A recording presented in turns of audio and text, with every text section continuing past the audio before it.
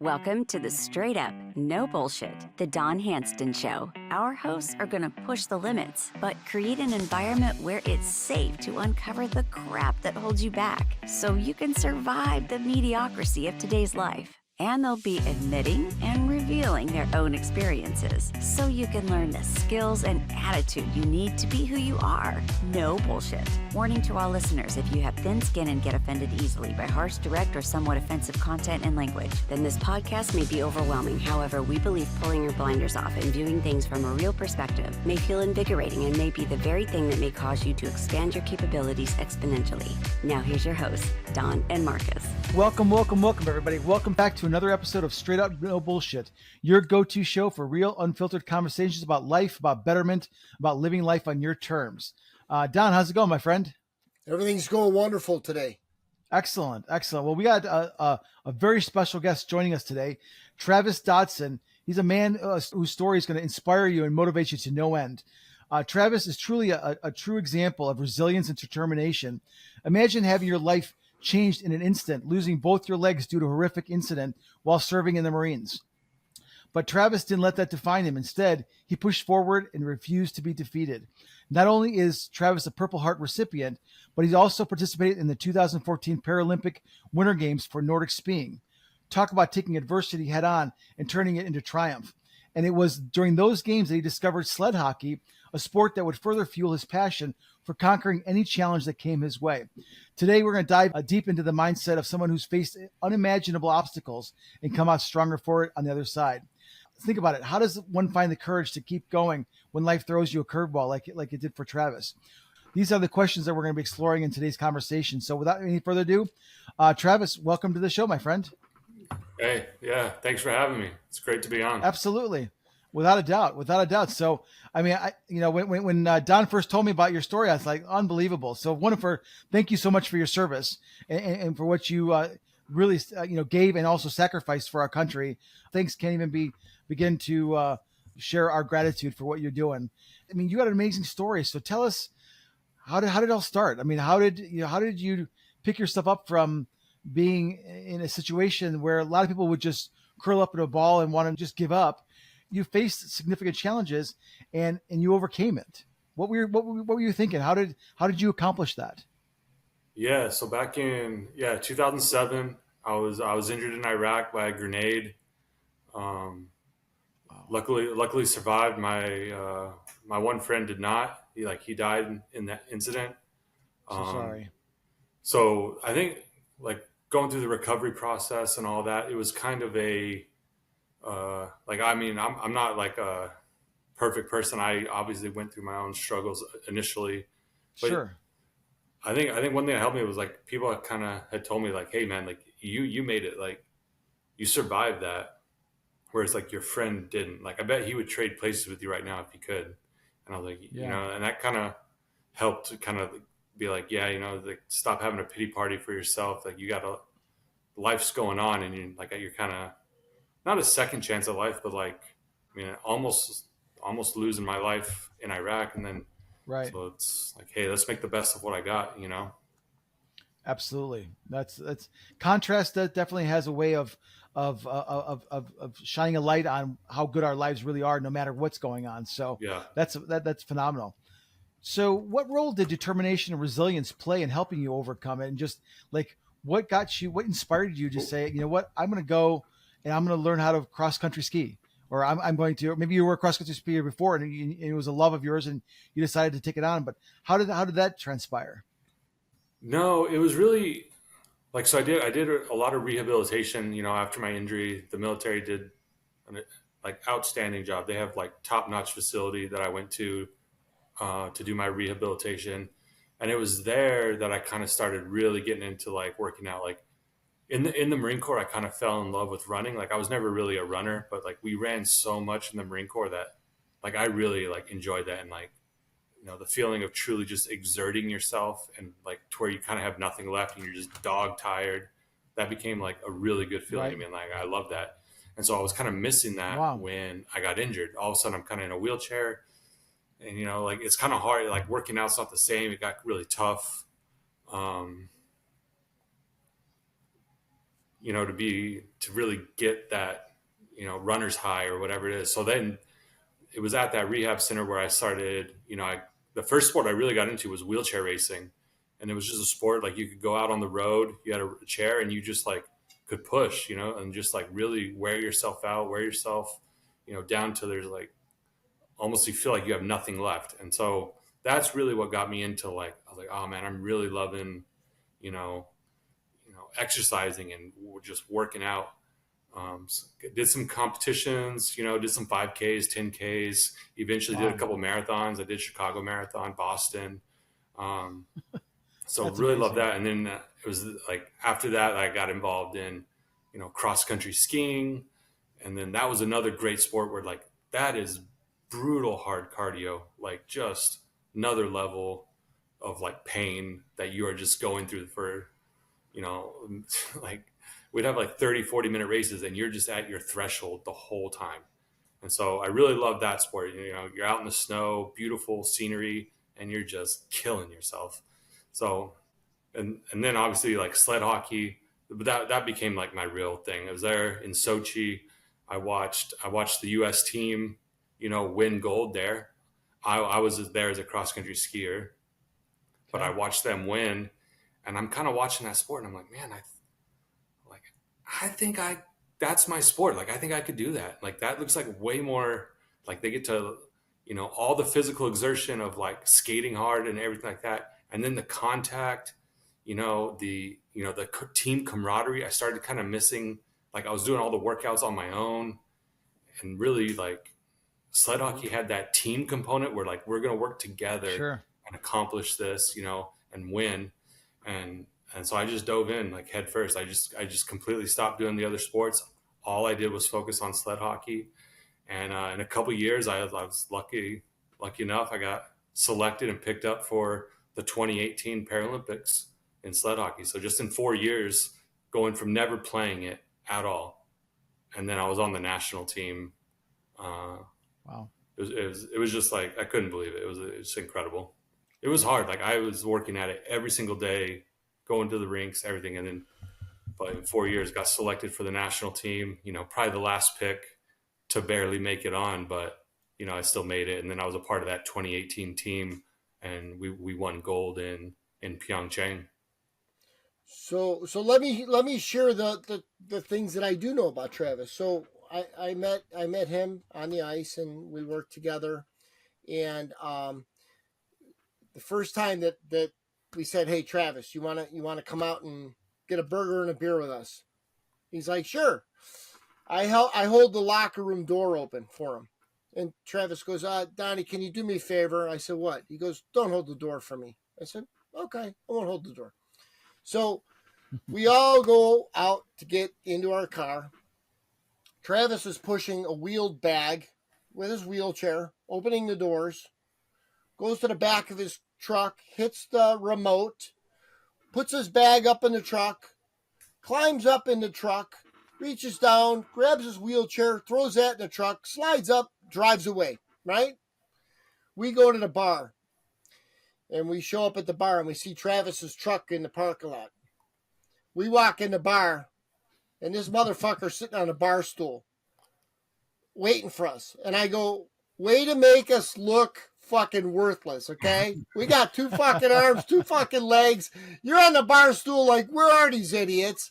And this guy's already on there. So, like, that's when awesome. I saw that, I'm like, this guy is truly incredible. And I believe that was before you even made it on that on the Olympic team. I think you Yeah, that was before. That was when I was like doing the workout. That's why, like, because I had moved to Chicago, because that's where there were a couple of other sled hockey players that lived in Chicago. Brody Weibel, Kevin McKee. And I knew, I was like, man, I got to get up there and like train with these guys, so I can, make it to that level. So just, I was living in Champaign, Illinois, actually at the time. And I moved up 2 hours north, said, I got to live in Chicago. I got to be able to train full time, going to the rinks. And I think we met at the Niles rink. We were at the rink in Niles. Yep. Yeah. And that's where, and then we started running drills, like, you, me, and Mike Roach, just running drills, working on stick handling and passing, all that stuff. It was great. That's badass. What was really interesting, what I thought was interesting, and I don't know if you saw it the same way, Travis, but you were out and you were working with the sled hockey team, and you were practicing sled hockey skills. Yeah. But then you were out with me and Mike, and you were working on what you would call able body skills. And I believe that you had like the equivalent of both ideas of hockey. They're both a little bit different, and you took that and you put it into perspective. And now what? You're the captain or the assistant captain of the the Olympic team, not right now. Yeah. And you're currently the oldest player on the team by a lot, oldest, right? Yeah, oldest guy on the team. Yep, that's me. And the youngest guy is, what did you tell me, 18 years old? Yeah, we just picked up. Well, actually, we just also picked up I forgot to mention, we picked up a 16-year-old actually. And how old are you currently, Very Travis? cool. 38. Jeez, I mean, you're breaking records at all level. I mean, and I was telling Markus, I said, you got to meet him. We got to have him on this podcast, because tell this guy he can't do something and he's going to show you. Okay, here it is, right here. And I remember the one time, if you remember this, Travis, you come into the locker room, and I said, some guy was bitching he couldn't come because I don't know, he was on his period or whatever his problem was. But I said, Travis, why weren't you here last week? And you go, I was in Denver downhill cross country skiing. And I'm like, you were cross country downhill skiing? And I'm like, if this guy's out downhill cross country skiing, you could have put a tampon in and got on the ice to this other guy. I'm like, unbelievable. So when I see the things that you're capable of, dude, I will tell you, it is very inspirational to me. It was inspirational to know you, to work with you, and to see that you're still fucking thriving. You're still on that slope up. You're still continuing to get better. And where do you go from here? Are you gonna continue playing on the Olympic team? Are you gonna coach? What's your plan? Yeah, goal right now is to continue on. You know, we got Milan coming up, so I want to make it through the next cycle. But then after that, that'll be it. Everyone knows when it's kind of starting to be the time. I'll be 40. Yeah, it'll be. I've had a good run. If we go to Milan, that'll be 4 Paralympics I've been to, including Sochi. So, that'd be a great career. I'd be happy with it, So, yeah, just one more cycle, one more Paralympic run here. So you've been to 3 Paralympics. For sled hockey. How many gold for sled hockey? How many gold medals did you get? Oh, no, it will be 3. We have 2 gold medals. We won Pyeongchang and Beijing. We won gold. So the 2 that you were in, you won gold medals with both. Yep. Unbelievable. That's unbelievable. That's phenomenal. And did you win gold medals with the downhill skiing as well? No, cross country I didn't. No, I was middle, bottom of the pack. First Paralympic Games. Just was happy to even be there, honestly. So, but no, I wasn't really competitive in Sochi. No. So, but we obviously, Sochi led you to being on the hockey team, which now it helps lead you to the passion. So even though it may not have turned out exactly the way you were hoping for, it led you to where you were meant to be, which is awesome. And you kept on keeping on, which is cool. So what's your plan from here? So you're gonna go out, you're gonna work on another gold medal, hopefully. Everything works out, and then where do you go from there? Yeah, and I'll say, I don't know if you guys, obviously, maybe you guys haven't paid attention to sled hockey. The last 2.5 years, we haven't lost a game. USA went undefeated for years. We won a couple world championships. We played a lot of friendly games against Canada. Never been beat. And then we just lost this last world championship to Canada. Oh, wow. So, that kind of got a bitter taste in our mouth. And so really now we're pushing even harder for, we got to win gold in Milan. But these other countries, they're not rolling over for us. That's for sure. Right. So yeah, everything is now gearing up toward Milan. Like that's the eye. That's what we got, the eye on the prize. That's the main goal right there, Milan. Everything else, whatever. We're gonna win gold in Milan. And that's the goal we're working for. Yeah. Sometimes you need that kick in the pants to get you to the next level. You kind of get, you're going. You're just crushing everybody. And so sometimes it's easier to, you kind of lay back on your heels a little bit, but then all of a sudden Canada comes by, puts you in your place. And now it's like, okay, time to take it to the next level. So that's cool. It's a good learning experience. Yeah. I think this season we got to show that we're still the dominant team. Yeah. We can't just let Canada now, like, they're a good team. Obviously we don't take anything away from them, but they now kind of think they can hang, and we're going to have to really try to show them this season that, hey, it was just a fluke. You guys can't hang with us, Yeah, I had gum on my shoe during that Exactly. game. That's all that happened. We got to make this next season kind of a revenge tour of really striving to get as good as we possibly can. And we will. I think our team responds well to adversity. Everyone's going to bust their ass to work as hard as they can on their game, and we're going to be ready for them next time for sure. So are the guys that you're playing with, are they pivotal as far as inspiration toward the other players on the team? Like, do you have some guys on the team obviously are better at skills and this and that, leaders, but is there guys that you play with that are very inspirational to you or the team? Do you guys kind of get each other going on, like, we got this, we can do it, we're capable? Oh You yeah, guys... everyone on the team is incredible. Like, obviously we have our top guys. Declan Farmer, he's really unstoppable when he's at his best. Like, he cannot be stopped. You can guard him and you can try to take away a little bit of stuff, but he's gonna find a way in. He's gonna score. He's just that skilled. So we have a lot of insanely good players that I look up to. Just the things they can do on the ice. It's incredible how skilled they've become, and that shows through when they play. He's our point leader, him, Jack Wallace, Josh Mishevitz. We got insane amounts of skill on this team. Mm-hmm, mm-hmm. Yeah. So that's awesome. So tell us a little bit about your life. So obviously you're training for your sled hockey. It sounds like year round. What other kinds of things are you doing out there in Tennessee? Really, we love to go out and just enjoy downtown Franklin, go to some little shows and festivals or whatever they do.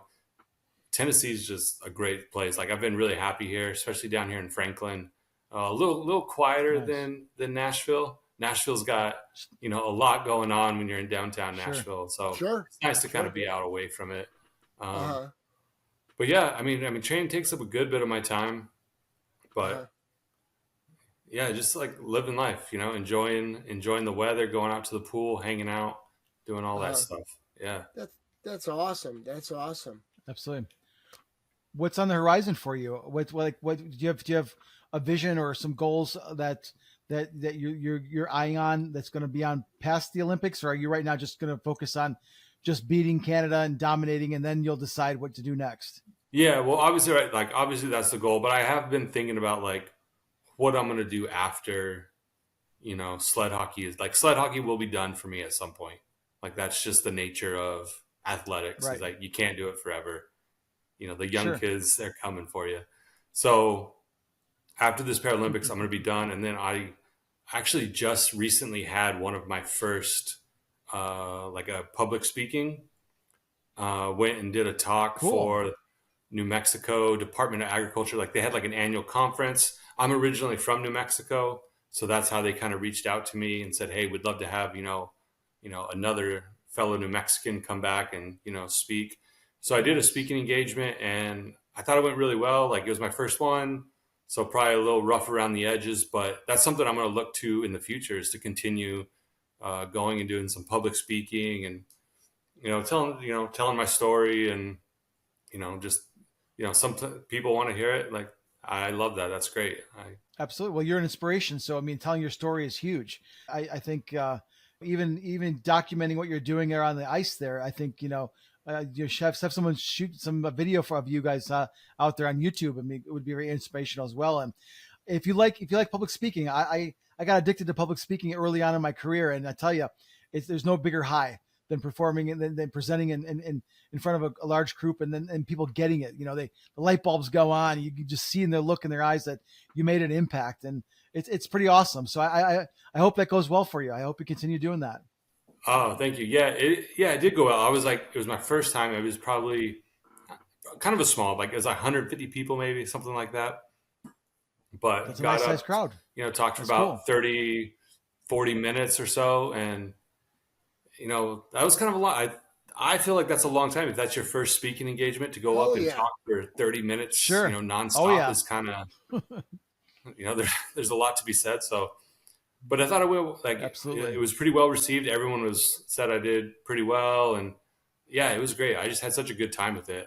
And the nerves. I had a ton of nerves going into it, but then once you're up there, something kind of happens where it just goes away, and you kind of like get in the zone, and you're just going, and you're not even thinking about it. So would you say that maybe your military experience in the Marine Corps helped to shape that perspective and helps get you that focus? And it's like being on task, despite the adversity or what the craziness is going on around you.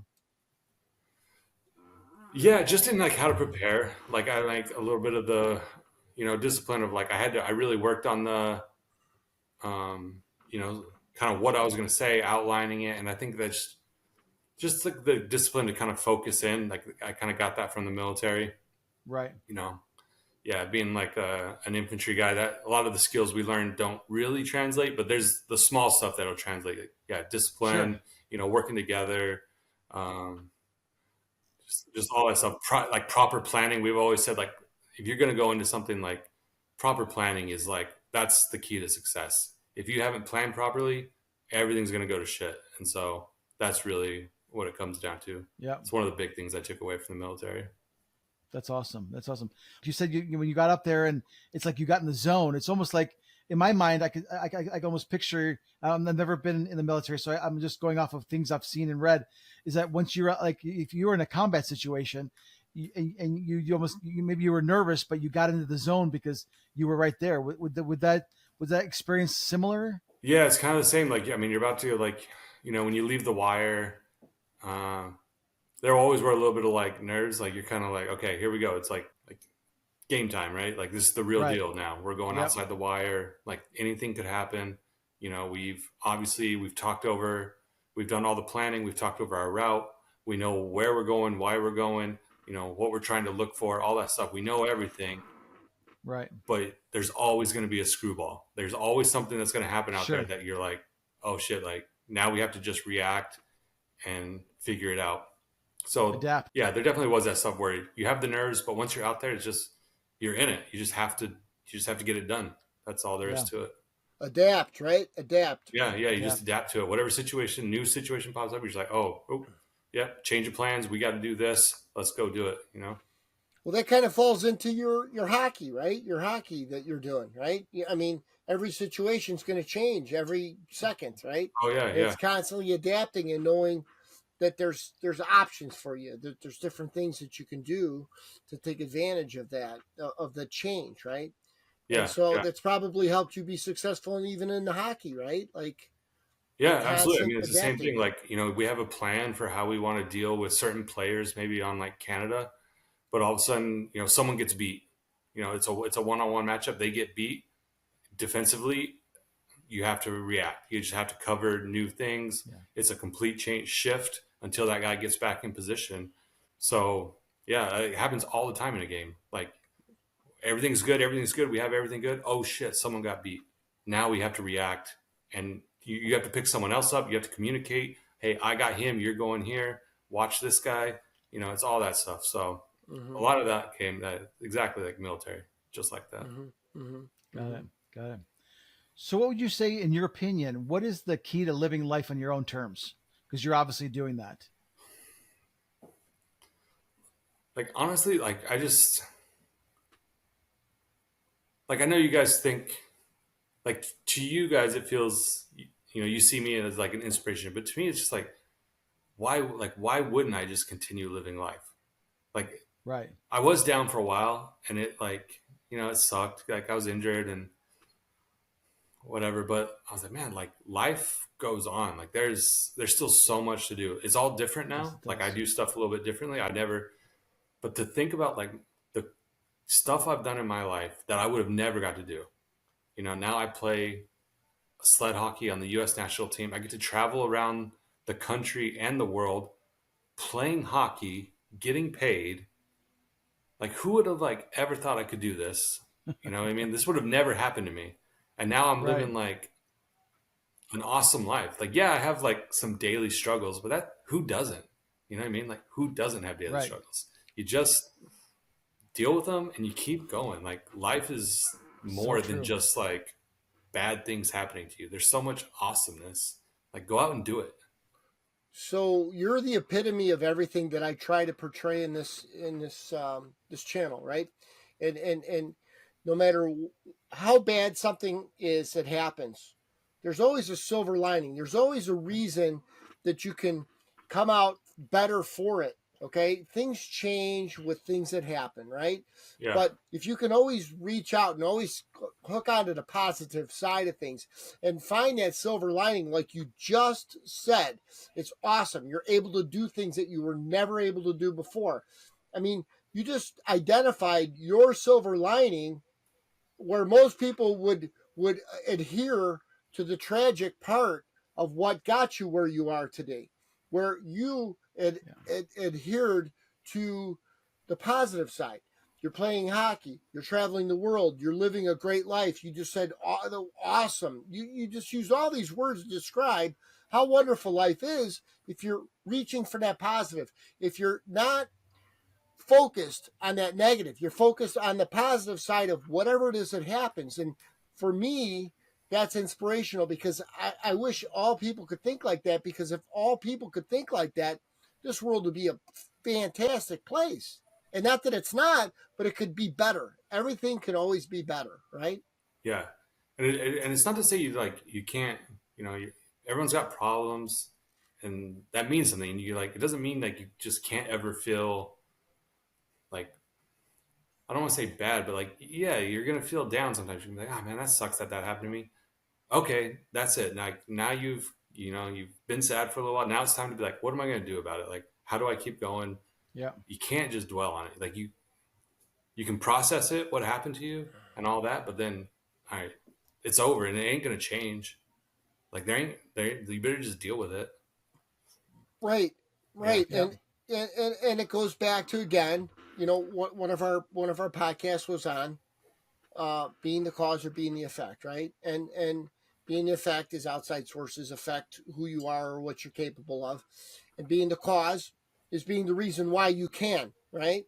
Yeah. And then you just do, and so again, you are like the epitome of cause. You are creating what it is that you want in life. You're happy, you're healthy, you're living life on your own terms. You're doing things that you never thought you could do before, and maybe you couldn't have had you stayed on the course that you originally on with no problems. And we also did another podcast with Dr. Steve, and he says sometimes problems or illnesses or accidents or whatever it is a gift in strange wrapping paper, because it opens up opportunities that weren't available for you before you had that problem or that illness or that tragedy. And so I listening to you today, I agree with that wholeheartedly. Yeah. You do? Yeah, for sure. And like there was a lot of uncertainty too about like what I was going to do. Right. So like, I'm a cross country skier, and now I'm going to go try a brand new sport I've never done. I'm just going to go do that. Like, most people would be like, no, I don't know. I was like, why not? Like, try. Like who cares? But if you're going to do it, like, go all in and try and see what can happen. Yeah. You know what I mean? And like you guys, like you Don, like right now, like you're just starting up this podcast. You're just like, I want to do it, and why not? Yeah, go. Let's see what happens. Maybe something awesome comes out of this. You're gonna meet a lot of cool people, like whatever it is. But like, it's going to be a new experience, and like, just do it. Like, go do it.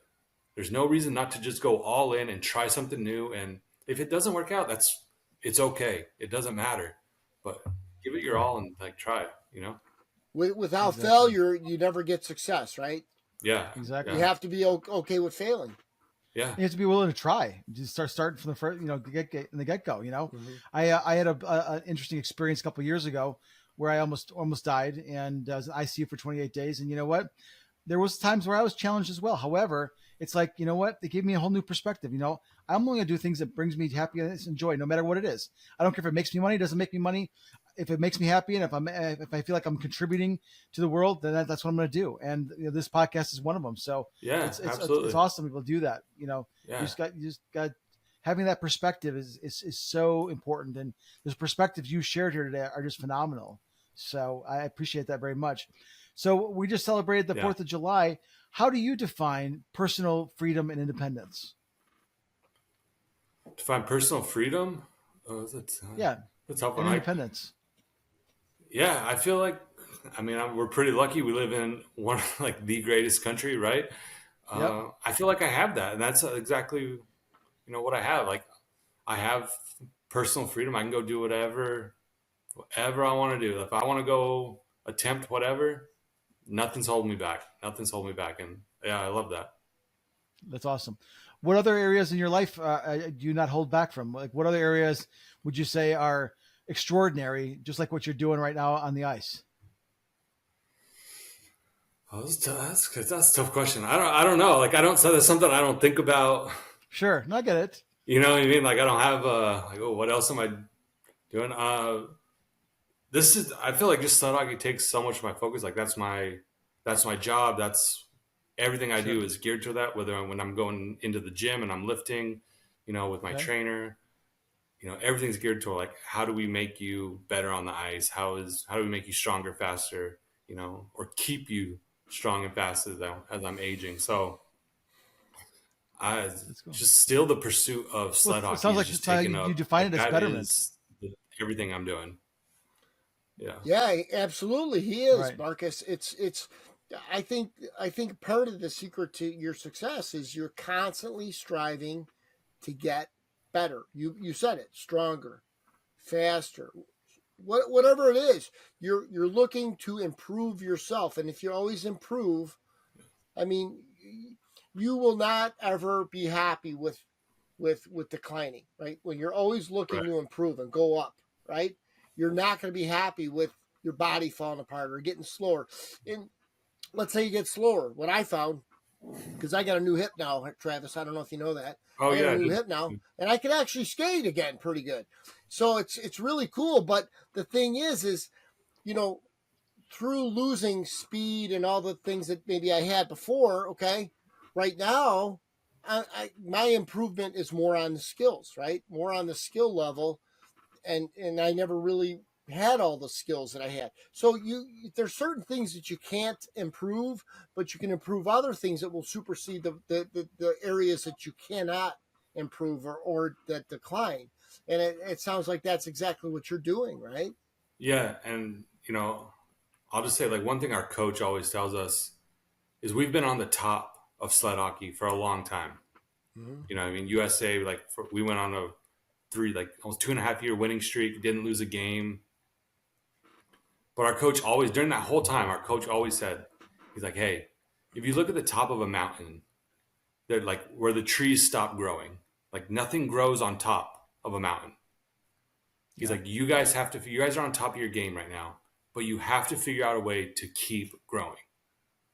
Like, you can't just settle and say, oh, we're winning, we're good enough. He's like, you have to keep growing. And that's like, I don't know, I just feel like that's such an important message for us as a team and just in life too. Like, if you keep growing, like, you can't settle. Even if you think you're doing the best at what you're doing, keep finding ways to improve, because it's what life is. Well, you're absolutely right. And one of my fondest sayings is things either get better or they get worse. Nothing stays the same. Yeah. Change is the only the only Constant. certainty in life. Constant. You're right. It's the only constant in the universe. Exactly. So it's either getting better or it's getting worse. Nothing's flatlining. Nothing's in cruise control. Nothing's staying the same. It just doesn't happen. So you have to choose to improve or decline. Those are your choices. It's pretty cut and dry. You know what I mean? So Ray Kroc said it best: when you're green, you grow; when you're ripe, you rot. So you might as well grow. There you go. Yeah. There you go. Yes. Well, this has been awesome, Travis. Thank you so much for sharing your story and sharing your inspiration. And, you know, I know our listeners and viewers are just going to love to hear what you have to say here. So we so appreciate you taking the time. It's been wonderful. No, I'm really glad you guys had me on. Honestly, this has been great. Like I haven't talked to Don a lot, in a couple of years. So it's good seeing you, Donnie. Yeah. Great to see you, Travis. Yeah, it's been a pleasure, man. I really enjoy what you guys are doing, and I think it's great. Yeah, Thank you. Thank you. And thank you for being part of this. I think that this episode's going to be very inspirational. What our whole identity is we're trying to inspire thought, inspire people to think differently, inspire people to receive differently than the rest, and constantly always search for betterment. And so that's exactly what you talked about today. So thank you for that, Travis. Yeah. No worries, guys. It was an absolute pleasure being on, honestly.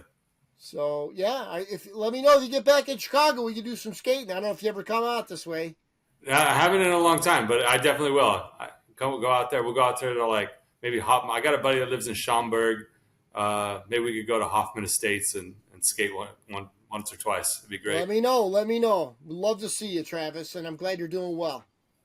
And I can't skate for shit, but I'll meet you guys afterwards for a burger and a beer. Yeah, burger and a beer. Yeah, we're gonna try and beat you to the bar stool this time. There you go. Yeah. That's awesome. Well, there you go. Well, folks, thank you so much for watching. Hopefully this inspired you. If you liked what you heard here today, please hit the subscribe channel. Follow us on Facebook, X, Rumble, and tell a friend. That's the most important thing. We're all about sharing betterment, sharing ideas, sharing perspectives. And it only works when people share their ideas with other people. So please go out there and help us grow this channel. And until next time, we'll see you on Straight Up No Bullshit. Cheers. Thank you for tuning in to the Straight Up No Bullshit, the Don Handston Show. We hope we enlightened you and expanded your perspectives with our bold and honest discussions about what might be holding you back from being your genuine self. And with a simple click to subscribe, we'll invite you back to the next episode. If you want to know more, go to straightupnobullshit.com. We'll see you next time.